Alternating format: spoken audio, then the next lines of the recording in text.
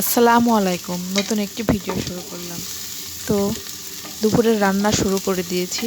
এই আজকে রান্না করব মুরগির গোস্ত, পোলাও আর পটল ভাজা।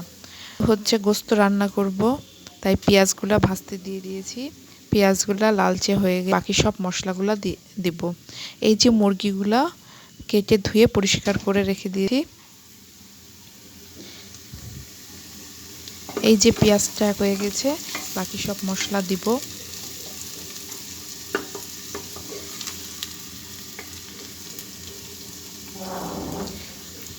এই যে বাকি সব মশলাগুলো দিয়ে দিয়েছি। এখন ভালো করে মশলাটা কষিয়ে নিব। কষানো হয়ে গেলে গোস্ত দিব।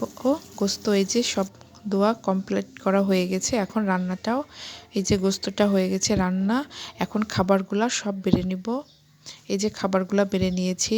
এই যে বেড়ে নিয়েছি মুরগির গোস্ত, পটল ভাজা, এই যে প্লেটে পোলাও আর লেবু।